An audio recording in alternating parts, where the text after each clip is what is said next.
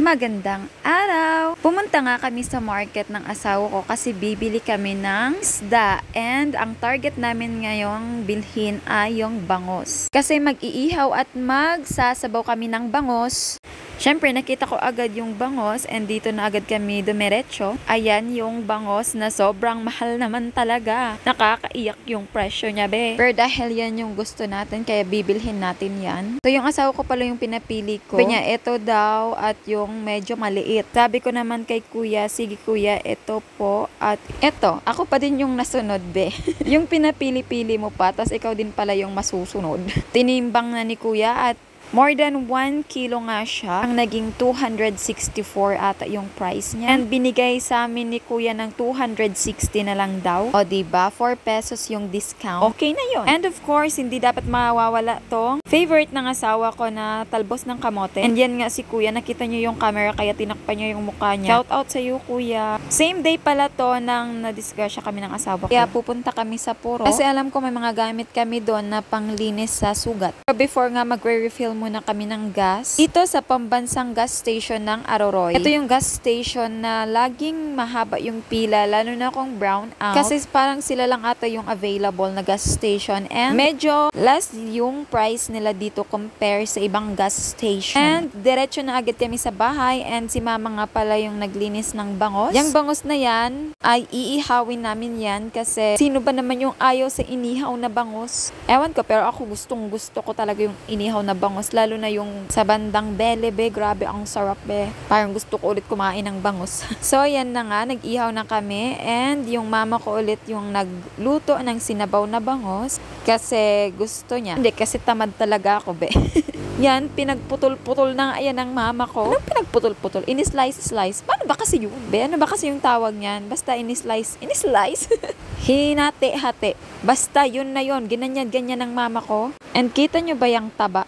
Yan yung sobrang sarap be. Lalo na sa inihaw. Kaya pag bumibili kami ng bangos, may inihaw talaga kami. Kaya na nga, hindi ko na nga na-videohan kung paano ni mama naluto yung ganyan. Basta kumain na lang kami. Sobrang sarap niyan kasi medyo malamig yung panahon ngayon. And eto na yung inihaw. Grabe, sobrang sarap talaga be ng inihaw na bangos. Pagkaluto nga niyan, lahat ay kumain na kami. And then, after kumain, ay bumili kami nito. Tinda ng kapatid kong si Apple, banana chips, at eto nga ang aking pamangkin ay naglambing sa kanyang tito, si Silvana. Close talaga silang dalawa. Nagkakaintindihan din silang dalawa kasi itong si Silvana, marunong na siyang mag-English. Kakanood ng Cocomelon be.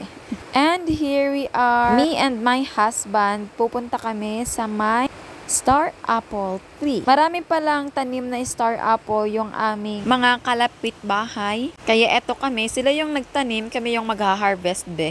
Joke lang, nagpaalam naman kami sa may-ari ng punong ito and yung asawa ko na nga yung muha kasi siya lang naman yung matangkad. Ano ba naman yung magagawa ng height ko? Pangkamatis lang tong height ko be. And eto na yung Star Apple. Eto pala yung tinatawag naming greenan kasi may dalawang kind kasi ng Star Apple. Yung color violet and itong green. Pero same taste lang naman silang dalawa. Sa punong yon, 3 yung nakuha namin and hindi pa nga kami nakontento kaya pumunta kami sa isang puno and this time, tingnan nyo naman yung bunga be. Abot na abot ko lang talaga be. Tingnan nyo, ang daming bunga. Hindi din pala sa amin tong punong to pero nagpaalam naman kami. Tingnan nyo yan, oh. Tingnan nyo yan, be. Imagine kung puro na hinog yan. For sure, ubos yan ng mga bata dito. Kasi sobrang sarap talaga niya. Tawag pala namin dito ay kayumito. Yung asawa ko nga ay sarap na sarap sa prutas na to. Daw nito sa kanila. First time niyang i-try ito. Kasi diba seasonal tong prutas na to. Kaya yun niya lang natikman. And gusto niya ding dala sana nito sa kanilang bansa para pasalubong. Kasi wala nga nito sa kanila. Pero hindi ko alam kung pwede. Baka kasi pagdating dun sa kanila, buto na lang yung natira kasi kinain niya na sa biyahe.